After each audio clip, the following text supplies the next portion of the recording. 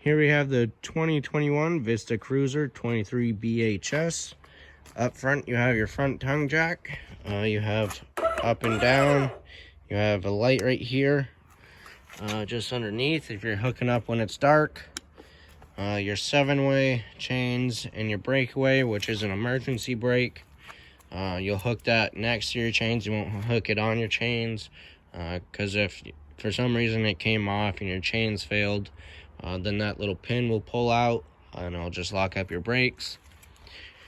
Your propane tanks here, you have two 20-pounders. Unscrew these. And then you have access to your tanks. You have a regulator right there. It's just an auto changeover regulator. There's a little tab on it right here. So that's telling you what tank it's drawing from. You can have both of them on, and it'll only draw to what one it's pointing to. Once that tank goes empty, it'll automatically change over and start drawing from the other tank. But whatever tank is empty, make sure you flip that switch over before you take the empty one off to go get it filled, or else it'll leak through the pigtail that you take off. You got a 12-volt battery up front. You have 4 stabilizer jacks, 2 up front, 2 in the back on each corner. Your storage compartment right here, there's magnets on it to hold it open. Your power cord right there. This is a 30 amp unit. So when you're at home, you can plug into an adapter to plug into your house outlet. The only thing you can't run is your air conditioner, because that requires that 30 amp hookup. You got hose right here for a spray port. That's down back. I'll show you that. Then you have 2 cranks right here. This bigger one is for the stabilizer jacks. And the smaller one is for your front tongue jack if your battery dies and you can't get power for some reason. Then you have that option to crank it up and down. So your stabilizer jacks, you want to get the unit level first. Put blocks under the tires to level side to side. Then unhook from your vehicle and use a front tongue jack to level it front to back. Once it's leveled, crank down the stabilizer jacks until they hit the ground, or if you have blocks underneath. Once they're touching, give it 1/2 to 3/4 of a crank just to put a little pressure on it. You don't want to try and lift up the unit or else it will bend those jacks. Moving down, you have your furnace right here. This is the exhaust for it. Make sure nothing's in the way of that and you don't touch it while using it, because that gets pretty hot. You have your power plug-in right here. So this is where you plug in your power cord. Then you have cable hookups here. So cable and satellite. If you have a portable satellite on a tripod or whatever, you'll hook it up there.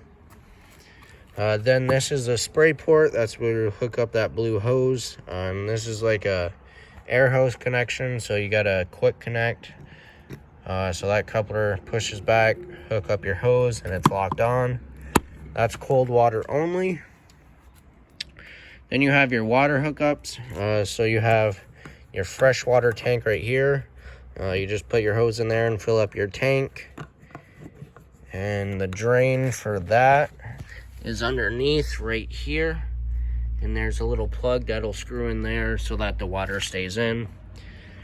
Then you have your city water connection. So that's when you're at a campground. And then you'll have direct water to all your sinks and showers and stuff.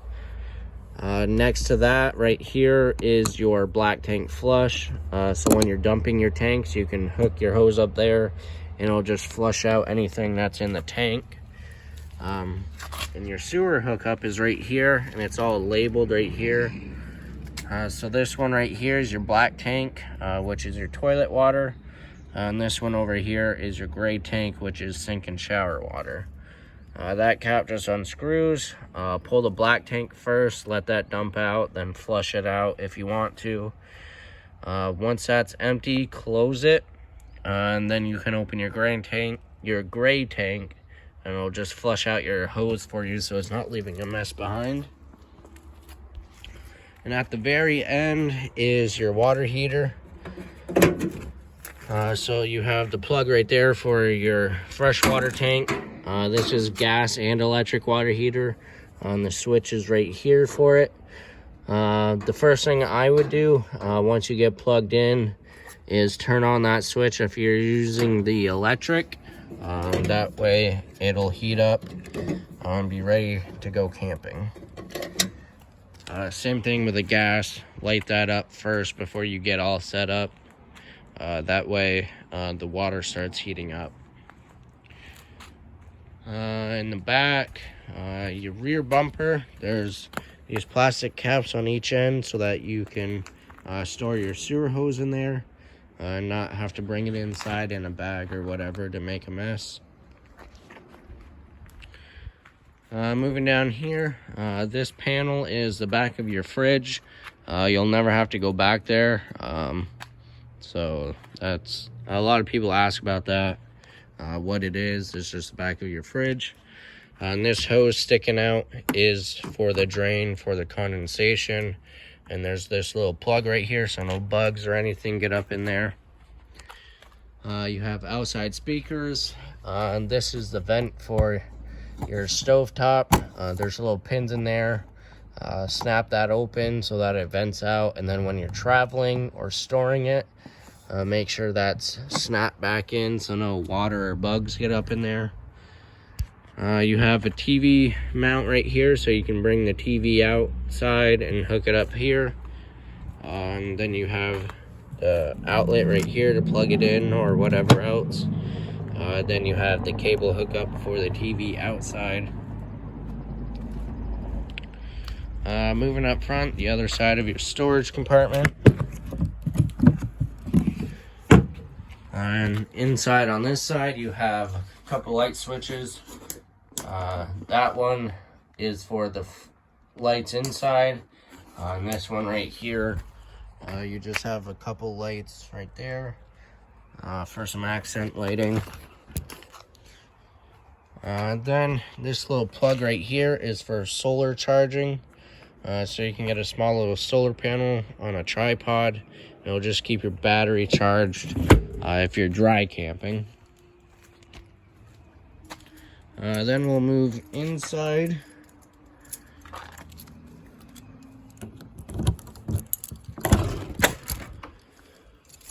So this one has the Solid Steps by Lippert. So this handle right here just unlocks it. So you pull it to either side, and then it folds down. And on each leg, there's a little pin right here. You push that out, and you can adjust the legs. That way it's sitting flat. And you'll want this part right here to be sitting flush with the bottom of the door sill. That way your door can open and close without rubbing against that and causing some damage. Alright, moving in on the left, up here is your monitor panel and your switches. So you push each button, it'll just tell you how full your tanks are and how charged your battery is. You got the gas switch for your water heater, just flip that on. That light will go out once it's lit. If you're using your freshwater tank, you got the pump switch right here. And that'll keep going until it builds up enough pressure, and then it will shut off. And then every time you open a faucet or flush the toilet, it'll kick back on and then kick off once it has the proper pressure again.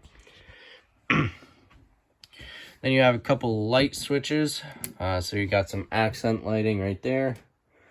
You got your main lights. You got an awning light. You got speaker lights and a step light. So there's a light underneath there that'll light up the steps. Then you got your slide room switch here.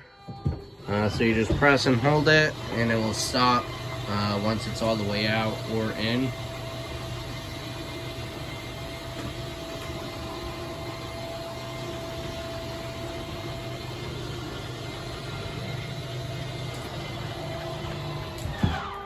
Alright, so that's all the way out.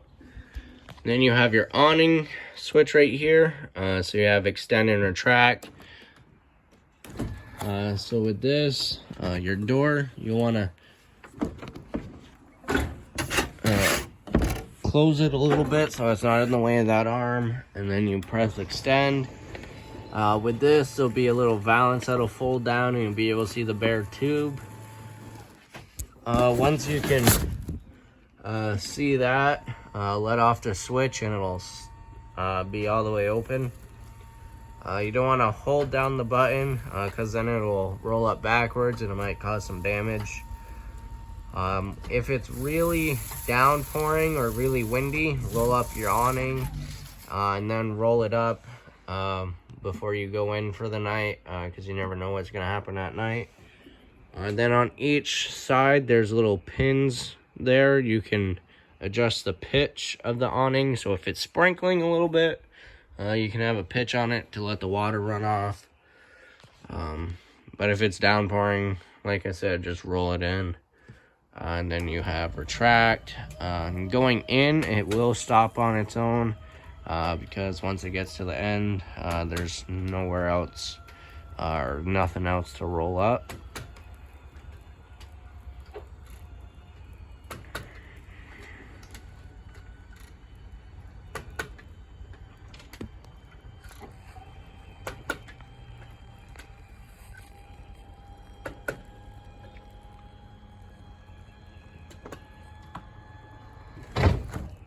And that's all the way in. Up front, you got a little jackknife sofa here. So you got this couch. Then that'll fold down. You just pick up on the bottom right here. If I can do it one-handed. Alright. Then it just folds down there. And then there's pins on each side. Pull those open and that'll fold down. And then you'll have your full-size bed there. Or queen size, I think it is. Storage on each side and some lights. Your dinette seating here. That table will fold down into a bed as well. Just pull the top off the poles, pull the poles out, and then just rest the tabletop on this right here, and then you can put the cushions over it. Then you got a bed. Right, then you have a light switch here, just for some lights under the sink. You got your sink here with this little cover for more counter space. It's also a cutting board, so that's pretty handy. And then you have a light right here. That is push button. It's more cabinet space. You got your stovetop light and fan. This just folds up, and then you got a nice 3 burners cooktop. All the knobs are right here, and you have a sparker right here. So you just turn this to high and just click the sparker until it lights up. And same thing with the oven. You'll just turn it to this little flame right here. Hit the sparker a couple times until it lights. Sometimes with the oven, you'll have to use a lighter to light the pilot the first time because it draws not a lot of propane. So sometimes there's air in the lines and it takes a while. But after that first initial light, you should be able to use the sparker to get it lit. Household microwave. And then your fridge and freezer right here. And then in the freezer part, up top, is where your switches are, so you have on and off. And then this button right here just controls what source it's drawing off of. So right now with it pushed in, it's on auto. That's looking for electricity first. If you lose power or if you're not plugged in, it'll automatically go to gas, and most people just leave it on auto. That way they don't have to mess with it. You have your radio right here. It's also a DVD player and Bluetooth, so you can connect your phone to it. TV hookups right here.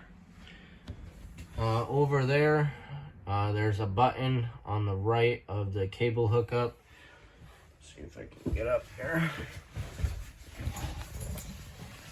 So right here, and that light will light up telling you it's on. What that is a booster for the antenna on top if you're trying to get local channels.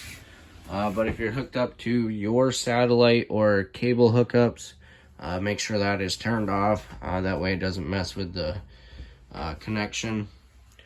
Then you have your thermostat right here. So you have your mode selector. So you have auto. That's for the fan in the air conditioner. You'll want that on auto if you're going to use your air conditioner or furnace.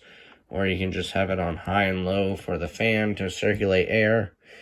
Then you got your air conditioner, which is cool. And then you got your furnace, then off. And these arrows are to control the temperature. Then you have bunk beds right here. Then in the very back is the bathroom. So you got your toilet with a little foot lever right there. Press it a little bit, it'll add water. Press it all the way, it'll flush it. Light switch. You got your sink here with medicine cabinet and some storage underneath. Then your shower, just this little rubber lock right there.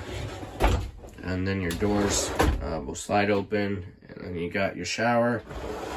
And then when traveling, just make sure that is back on so your door's not going open and close and banging around. So that is everything with a 2021 Vista Cruiser 23 BHS.